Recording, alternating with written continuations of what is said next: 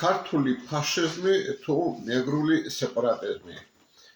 ახლა საქართველოს მოფაშისტო სახელმწიფოა. საქართველოში შეუძლია აზერბაიჯანელმა თქვას, აზერბაიჯანელი ვარო, სომეხ შეუძლია თქვა, სომეხი ვარო. ქურთი ამბობს, ქურთია ვარ და მეგრელებზე ამბობენ, მეგრელები არ ხართ, ქართველები არ ხართო. არადა რო თქვა მეგრელი ვარ, ქართველი არ ვარო, შეგჭამენ, ისეთი ბულინგი იწყება მტრისას. მოკლედ, ახლა მიდის მეგრული ენის და მეგრული ხალხის დამცირება. მეგრული ისე გაუფასურეს, ისე გაუფასურეს, რომ მეგრულ ენაზე უკვე სტანდარტი არის, რა არის მეგრული ენა არა, კილო არისო. ზუსტად ეს წარმოადგენს მანიპულაციის ბინძურ მეთოდს და ამას ქვია გაუფასურება. თქვენთვის იყოს კილო, მაგრამ ჩვენთვის ეს არის ჩვენი ენა. ჩქინინას ბრაგადანდო თქვათ ეს მუთუმაგარ ჩქინა. გუგარჩქინან და მუშენრე ასე ჩქინდა პასუხონ გაჩინენან. რამე გაიგეთ, მე რაც გითხარით? ხომ არის კილო და ამ კილოს თქვენ რატო ვერაფერი ვერ გავუგეთ? იმიტომ რომ ჩვენი კილო თქვენთვის მაინც ენა. ჩვენთვის იყო და იყო დედა ენა.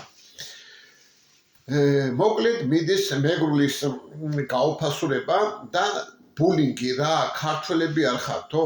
დიახ, არ ვართ ქართველები. ჩვენ ვართ მეგრელები. და რა ამერე? უცბად სეპარატიზმის ბრალდება.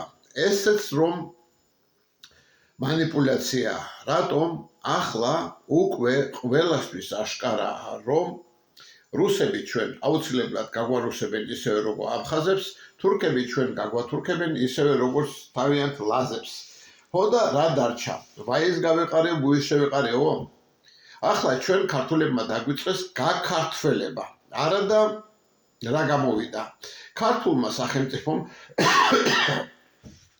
რუსული სახელმწიფო და თურქული ირანული სახელმწიფოები ჩაანაცვლა სამეგრელოსთვის თავისი თავით. ახლა ქართული ისეთივე დამპყრობელი გამოდის, როგორც რუსი იყო და როგორც თურქი იყო.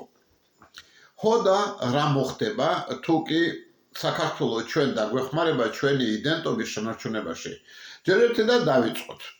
მეგრული იდენტობის შენარჩუნება რამდენად კანონიერია და რასაც მე ახლა ვამბობ, არის თუ არა სეპარატიზმი. ეს რომ ნახოთ, ამისთვის უნდა ჩავიხედოთ საქართველოს ძირითად კანონში. ეს არის საქართველოს კონსტიტუცია. კონსტიტუციაში წერია.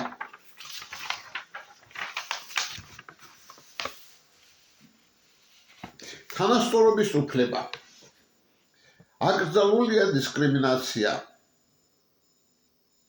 წარმოშობის, ეთნიკური კუთვნილების, ენის, რელიგიის, პოლიტიკური და სხვა შეხედულებების და ასე შემდეგ. უფლება აქვს საქართველოს ყველა მოქალაქეს ყოველგვარი დისკრიმინაციის გარეშე შეინარჩუნონ და განავითარონ თავიანთი კულტურა. ისარგებლონ დედაენით, პირად ცხოვრებაში და საჯაროდ. ეს წერია საქართველოს კონსტიტუციის მუხლ მე-11-ში, რომლის სახელია თანასწორობის უფლება.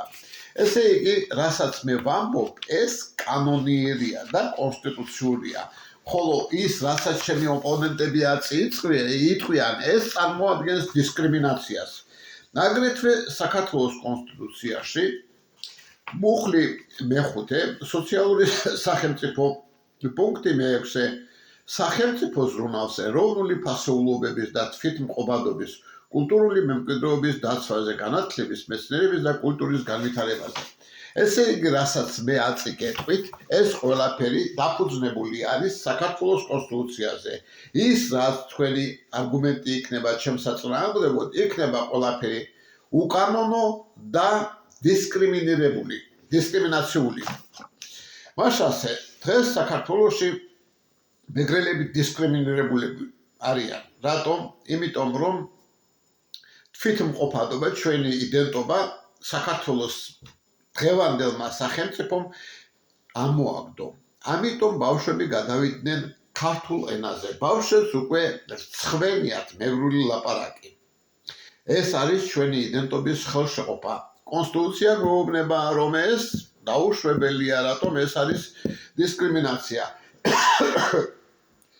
ჯერ კიდევ 1964 წელს ამერიკაში ნეგრებმა მოიპოვეს თანასწორუფლებიანობის უფლება და ახლა დღეს ნეგრს რო უთხრა ნეგრი ხარო ეს უკვე დისკრიმინაციად ითვლება და ამიტომ გაგაცნობიერებენ, ამიტომ ციხეს შაქშვავენ, ამიტომ დაგაჯარიმებენ, დეპორტაციას გაიგეთებენ. დღეს მეგრელს ყველა ეუბნება რა არის ქართველი ხარო. ესე იგი ჩვენი იდენტობა არაფრად არ ითვლება. მოკლედ ჩვენ ვართ ქართველები და თქვარეთ მარგალები. ხორეთო თქვა მარგალები. ვარეთ თქვა მარგალები. ახლა ხო გაიგეთ რა გითხარით? როგორც ქართველი არაა მეგრელი, ისე მეგრელი არაა ქართველი, მაგრამ ჩვენ საერთო სახელმწიფო მაინც გვჭირდება. რატომ? შეიძლება ამ ჩვენი ლაპარაკის შემდეგ ქართველებს ჩვენ ჩაუსვათ ჭუაში, რომ ჩვენ მეზობელი ერები ვართ, რომელთაც გვაქვს საერთო სახელმწიფო. მაგრამ თუ კი ქართველების თავში ეს არაფრით არ შევიდა, მაშინ ქართველი კონკურენციაში ჯდება რუსებთან, ქართველი კონკურენციაში ჯდება თურქებთან. რატომ? ჩვენთვის ერთი და იგივე იქნება თუ კი იდენტობას დავკარგავთ, ვინ დაგვაკარგიებს? თურქი, ქართველი თუ რუსი, მაგრამ რუსებს და თურქებს უპირატესობა ქართველებთან, რატომ? უფრო დიდები არიან, უფრო ძლიერები არიან, უფრო ბედ გასახანს გვაძლევენ. ხო და ჩვენ ეს გასახანი ჯერ არ გვინდა მანამ, სანამ ხას არ გადაუსვამთ, რომ ქართველები ჩვენ არ ამოგვაგდებენ და ჩვენს იდენტობას არ წაგვართმევენ. დიახ, დღეს მეგრული სეპარატიზმი იწყება აი ამ საკითხიდან. უკვე გალის რაიონში აფხაზების მიერ შემჩნეული იქნა და აფხაზები ამბობენ ჩვენაო მეგრელებსო არ უშლითო თავიანთ დედაენაზე განათლების მიღებასო. წარმოიდგინეთ. აფხაზები მეგრელებზე ზრუნავენ, თქვენ ჯერათ? მე მაგისი არ მჯერა. რაოდენად ბრიყვი უნდა იყოს ადამიანები, რომ აფხაზებს დაუჯეროს, რომლებმაც მოაწყვეს მეგრელების გენოციდი და ახლა მთლად აპარტეიდი აქვს ჩამოყალიბებული მეგრელების წინაშე. მაგრამ ეს რუსული დაზვერვა არის. რუსული დაზვერვა უკვე მუშაობს ინტერნეტში, უკვე ამ საკითხის მოსოლირება ჯდება, უკვე გაჩნდა Facebook-ში გვერდები, ზაფანა, კვარწახი, მურიცხები, სადაც ეს თემა ნელ-ნელა მუშავდება. უკვე გამოჩნდა სამეგრელოს რესპუბლიკაო თუ მსგავსი გვერდი, სადაც გარუსებული მეგრელები არიან. მოკლედ, რუსებმა ეს საკითხი უკვე დაამოღამეს. დღეს საქართველოს სახელმწიფომ გადმოიღო ყველა ის უარყოფითი, რაც ჰქონდა საქართველოს საბჭოთა სოციალისტურ რესპუბლიკას. ეს საბჭოთა სოციალისტურმა რესპუბლიკამ გააკეთა ასე, რომ ჩვენ ქართველები ვართ. ხო და საქართველომ რა გააკეთა? ასეთი დაუმოუკიდებლობა, რაც საქართველომ დღეს მეგრელ ხალხს მოუტანა, რომც არ იყოს ჯობია. ახლა როგორც მეგრელები არიან, ასე მტერიც ცხოვრობს. დიახ, როცა შემოვა რუსეთი აუცილებლად საქართველოს დაანაწევრებს. მეტი არ დაუშვებს იმ თავისუფლ შესწრომას, რომელიც რუსეთმა პირველად გააკეთა. ეს რუსეთმა გააერთიანა საქართველო, თორემ საქართველო არასდროს არ ყოფილა ასეთი ერთიანი, როგორც ახლა. ხო და შემოვა რუსეთი და იცით რა ზამს? იქნება აჭარა ცალკე, სამეგრელო ცალკე, ქართკახეთი ცალკე და თბილისი კი არა, სექტორ ღაზა ცალკე იქნება. რატომ? რომ მეტი არასდროს არ გაერთიანეთ და ჩვენ ცალ-ცალკე რუსეთი აუცილებლად შეგვჭამს. ჩვენ ჩქარაგვაგოროსებს, თქვენს ჩქარაგაგარუსებენ და ამიტომ უნდა ვიყოთ ჩვენ ერთად. ეს არის ჩვენი გადარჩენის ერთადერთი შანსი და ამ შანსის გამოყენება აუცილებელია. რატომ? თუ კი საქართველოს დაკარგავს ამ ფსევდო დამოუკიდებლობას, რომელიც ვერაფრით ვერ მოიპოვა, მაშინ ჩვენ აუცილებლად დავიღუპებით. ეს იქნება სავარაუდოდ ბოლო მცდელობა, რომ საქართველო გახდეს დამოუკიდებელი ქვეყანა. დიახ, მეგობრებო, მოგიწოდებთ, გავუკეთოთ პოპულარიზაცია მეგრულ ენას, ხო და კიდევ რისი თქმა მინდოდა. მე ახლა გადავხედე ინტერნეტში რა ხდება ბასკებში. ბასკების სეპარატიზმი, ეტა, ასეთი ორგანიზაცია ქონდა, ტერორისტული ორგანიზაცია ბასკებს და ისეთ რა ქნეს ბასკებმა დაშალეს ეს ტერორისტული ორგანიზაცია დღეს ესპანეთში არ არის ბასკების საკითხი. რატომ? როგორ მოახერხეს ეს?